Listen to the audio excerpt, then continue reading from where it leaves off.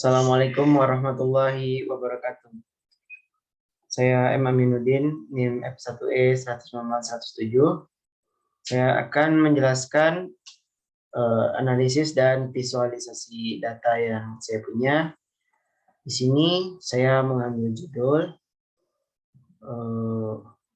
mengenai data faktor penyebab kematian di Indonesia, negara kita tercinta. Untuk awalnya di sini saya akan menjelaskan gambaran sedikit mengenai tema yang saya buat ini.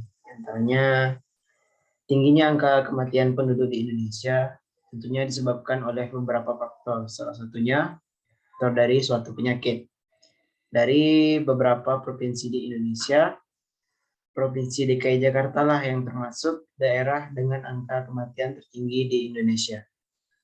Penelitian ini bertujuan untuk membantu mengetahui faktor apa yang berpresentasi besar terhadap penurunan jumlah penduduk Indonesia atau kematian.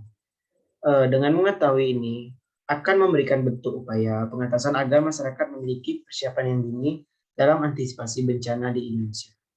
Metode dalam penelitian ini bersifat deskriptif dengan pendekatan kuantitatif. Dilakukan analisis menggunakan line chart dan bar graph atau diagram batang. Hasil dari analisis menggunakan penelitian deskriptif dan pendekatan kuantitatif yang telah dilakukan, terdapat 3 faktor kematian diantaranya bencana alam, bencana non-alam, dan penyakit, serta bencana sosial, di mana faktor dari bencana non-alam dan penyakit menjadi faktor yang sangat besar penyebab kasus kematian di Indonesia. Kurang lebih sekitar 4.000 lebih kasus. Untuk metode penelitian, di sini saya sendiri menggunakan metode penelitian deskriptif dengan menggunakan pendekatan kuantitatif, seperti yang saya bilang sebelum tadi. Penelitian deskriptif dengan pendekatan kuantitatif merupakan penelitian yang menggunakan angka untuk menjelaskan tentang suatu objek penelitian. Nah, penelitian ini menggunakan data yang sekunder. Sumber data dalam penelitian ini diperoleh dari halaman web kaggle.com dengan data pencarian kata kunci yaitu cause of death in Indonesia. Untuk mengetahui data yang akurat, tidak ada data redundansi kasus kematian di Indonesia. Maka penelitian ini menggunakan pembersihan data. Dari hasil pembersihan data yang dilakukan, akumulasi awal terdapat 1023 data dan hasil akhir didapatkan 433 data. Selanjutnya, dilakukan analisis menggunakan line chart dan bar chart atau diagram batang. Line chart atau diagram garis adalah bentuk visualisasi data yang digunakan untuk memperlihatkan fluktuasi atau perubahan kondisi dari waktu ke waktu.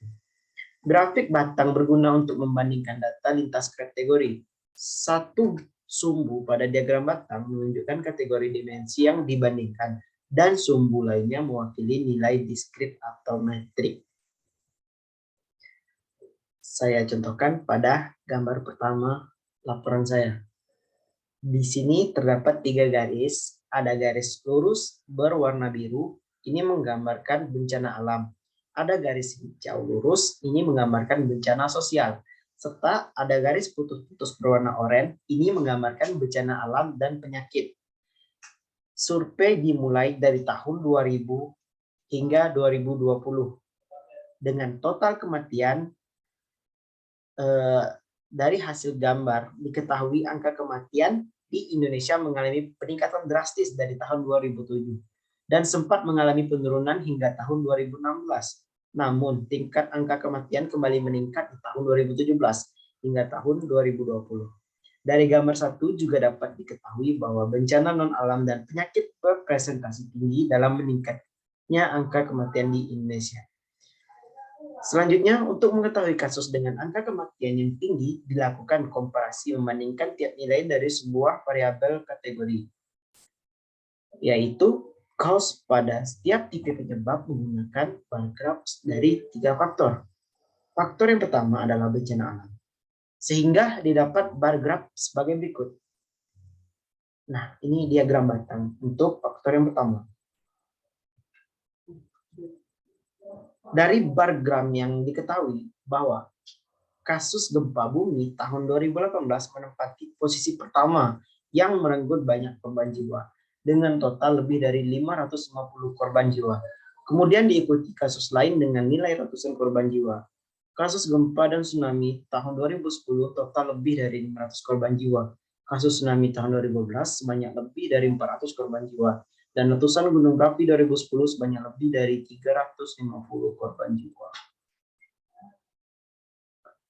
Kemudian dari bar graf yang diketahui bahwa kasus AIDS menjadi kasus dengan korban jiwa tertinggi yang nilainya mendekati 950 korban jiwa dan diikuti kasus lain yang nilainya juga relatif tinggi hingga mencapai atas 5.000 korban jiwa. Faktor yang terakhir atau yang ketiga yaitu faktor bencana sosial. Didapat bar graf diagram sebagai berikut. Dari bar graf dapat diketahui bahwa kasus konflik sosial menempati posisi sebagai kasus dengan korban jiwa tertinggi pada faktor penyebab bencana sosial dengan total mencapai 70 korban jiwa. Kemudian diikuti kasus lain dengan jumlah jiwa di bawah 50 korban. Dari analisis setiap kasus pada setiap faktor diketahui bahwa kasus-kasus pada faktor bencana non-alam dan penyakit memiliki total korban jiwa atau kematian mencapai angka nilai 960 korban jiwa. Jadi jika dibandingkan dengan kasus lain pada faktor penyebab kematian lain, diperkuat kembali pada gambar 5, ya yang ini. Perbandingan dari sebuah data kategorik yaitu tipe atau jenis penyebab, faktor penyebab kematian tertinggi karena bencana non-alam dan penyakit dengan nilai total kematian mencapai lebih dari 400 data kematian. Sedangkan untuk faktor bencana alam mencapai 2.000 data kematian dan faktor bencana sosial mencapai kurang dari 1.000 data kematian. Nah, sampailah kita kepada kesimpulan dari apa yang saya jelaskan tadi.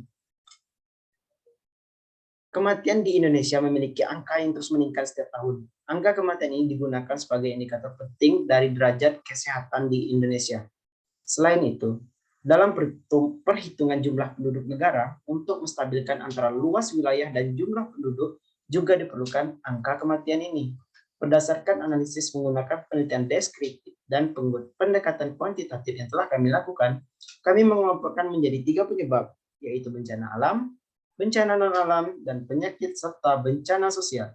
Pengelompokan tersebut dibuat dengan membandingkan tiap nilai dari sebuah variabel kategori data, yaitu cost pada setiap tipe penyebab menggunakan bar graf dari 3 faktor. Dari pengelompokan tersebut, kami disimpulkan tingkat kematian yang ada di Indonesia banyak disebabkan oleh faktor bencana non-alam dan penyakit, sebesar 4.000 lebih kasus. Dikarenakan angka kematian yang tinggi disebabkan oleh faktor non-alam dan penyakit, maka angka kesehatan di Indonesia masihlah sangat rendah.